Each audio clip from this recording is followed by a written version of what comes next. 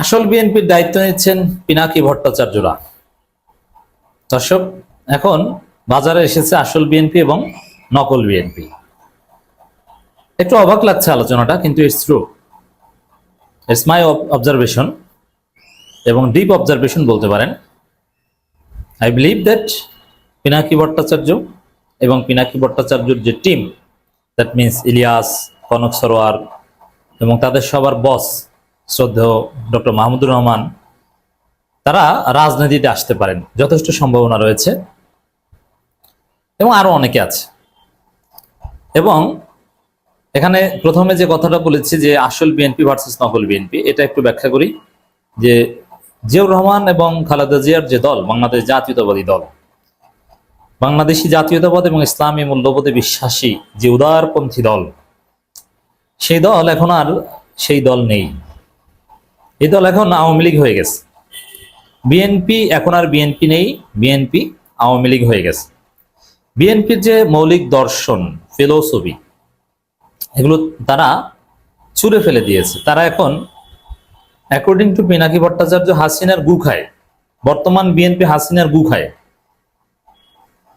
তাহলে বিএনপির যে রাজনীতি, জিয়াউর রহমানের যে রাজনীতি, ওই স্পেসটা কিন্তু এখানে ফাঁকা। আমি আগে বলেছিলাম একটা আলোচনায় যে এনসিপির সামনে মহা সুযোগ, যে বিএনপির যে শূন্যস্থানটা এটা দখল করার। যদিও জিয়াউর রহমান এবং খালেদা জিয়ার যে মৌলিক দর্শন, এটা Jamaat Islami to some extent গ্রহণ করেছে, কিন্তু তারা পিওরলি ধর্মভিত্তিক দল হওয়ার কারণে পুরোপুরি বিএনপির এই শূন্যস্থান দখল করা তাদের জন্য ভেরি টাফ। কিন্তু এনসিপিও আবার উল্টা লাইনে হাঁটছে, ওরা বুঝে না এনসিপির ভবিষ্যৎ। মাঝে মাঝে দেখি আছে, মাঝে মাঝে দেখি নাই। কিন্তু পিনাকি ভট্টাচার্যরা অত্যন্ত জ্ঞানী, দূরদর্শী, দক্ষ। মাহমুদুর রহমানরা অত্যন্ত দূরদর্শী এবং দক্ষ। তারা বিষয়টা টের পেয়েছেন যে না, বাংলাদেশে বিএনপির যে জনপ্রিয়তা, এটাই ছিল সবচেয়ে বেশি, বা বাংলাদেশি মুসলমানদের, সাধারণ মানুষের, পাহাড়ি, দলিত, সবার দল বিএনপি। কিন্তু সেই বিএনপি এখন আর নাই। এই বিএনপি হয়ে গেছে আওয়ামী লীগ। যে বিএনপি হাসিনার গু খায়, ওই বিএনপি তো ধ্বংস অনিবার্য। তাহলে কি করা যায়? বিএনপির যে রাজনৈতিক শূন্যস্থানটা, ওইটা গ্রহণ করা যায়। ওইটা গ্রহণ করা মানে আলাদা একটা রাজনৈতিক দল গঠন করা, যেখানে বিএনপির ডানপন্থী অনেক নেতারাই থাকবেন, যেটা মাহমুদুর রহমান, পিনাকি ভট্টাচার্যরা নেতৃত্ব দিবেন, দায়িত্ব নেবেন। এখন এই কাজ করতে হলে তো আগে বয়ান নির্মাণ করতে হবে। তারই ধারাবাহিকতার অংশ হিসেবে পিনাকি ভট্টাচার্য বাংলাদেশের সবচাইতে জনপ্রিয় এবং কার্যকর বয়ান নির্মাতা। এবং পিনাকিটা তো আপনারা শুনেন, কিন্তু মাহমুদুর রহমান যে এদিকে কি করছেন তা তো আবার অনেকে বুঝেন না। মাহমুদুর রহমান একটা পত্রিকার সম্পাদক। পত্রিকার মাধ্যমেও জোরালোভাবে বয়ান ক্রিয়েট করা যায়, যদিও বর্তমানে পত্রিকার চাইতে ইউটিউবের শক্তি বেশি, তারপরও একটা ইম্পর্টেন্স রয়েছে। তো একটা দল গঠনের জন্য ন্যারেটিভ নির্মাণ, সেটা প্রচার করার, টিকিয়ে রাখা, নানান কিছুর জন্য যে ইনস্ট্রুমেন্টগুলো দরকার, সবই পিনাকি, ইলিয়াস, কনক সরোয়ার, মাহমুদুর রহমানদের আছে। একটু চিন্তা করেন, পিনাকি, ইলিয়াস, কনক সরোয়ার, মাহমুদুর রহমান, তারা এক হলে এটা কত বড় শক্তি বাংলাদেশে। তাদের ফলোয়ার্স কি পরিমাণ। এবং তারা হঠাৎ করে রাতারাতি একটা দল গঠন করে বলবেন যে আমরা দল গঠন করেছি, এরকম না, এত সোজা না।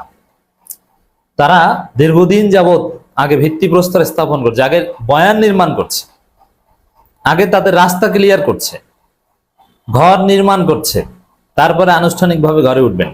সেটা হয়তো আর অনেক পরে হবে। আমি যেটা দেখতে পাচ্ছি যে সব কিছু সাজাচ্ছেন পিনাকিরা।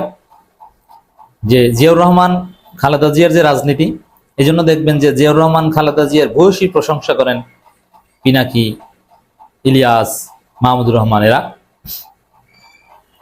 ওইটা তারা ক্যাপচার করে রাজনীতি করবেন। আপনি যদি গত 1 মাস, 2 মাস বা 3 মাসে পিনাকি ভট্টাচার্যের ভিডিওগুলো দেখেন, সবগুলো ভিডিওর ধরন এক রকমের। কি? সেটা হচ্ছে যে এই বিএনপি থাকবে না, বিএনপির ধ্বংস অনিবার্য, এবং আমি এর সাথে এগ্রি করি, আই ডু এগ্রি। এবং আমি ওই একই ধরনের কথা বলি, বিএনপি থাকবে না। বিএনপি কেন থাকবে না?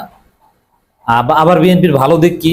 জিয়াউর রহমান সেরা, খালেদা জিয়া সেরা, এমনকি তাদের সাথে গৌতম দাসদের মতো অত্যন্ত ট্যালেন্টেড বুদ্ধিজীবীরাও আছেন বলে আমার মনে হয়।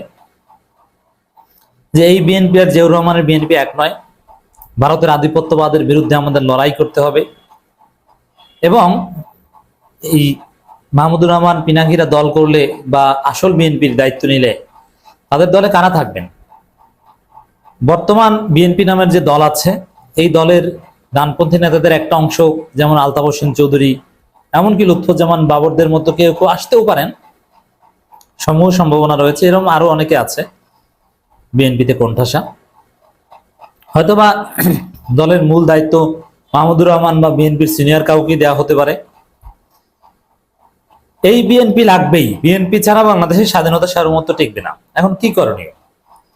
মানে জিয়াউর রহমান আর একটা বিএনপি লাগবে, ওইটি পিনাকিরা করবেন, এটি বুঝাতে চান নানান আলোচনায়। এবং এই দলের আরেকটা বড় অংশ থাকবে সাবেক শিবির।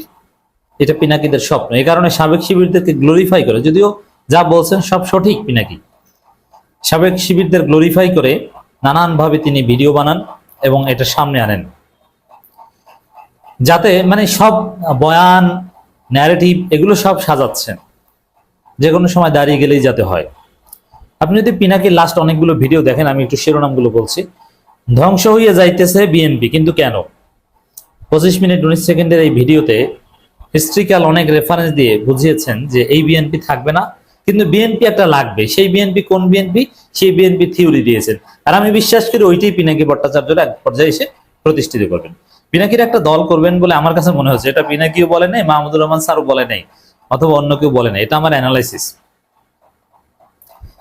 যেই দলটা হবে জিয়াউর রহমানের দল যেরকম ছিল, মুক্তিযোদ্ধা থাকবে, 71-এ স্বাধীনতা বিরোধী রাজাকারি করেছে কি করেছে না এটা কোনো ফ্যাক্ট না, সে দেশপ্রেমিক কিনা এটা দেখবে।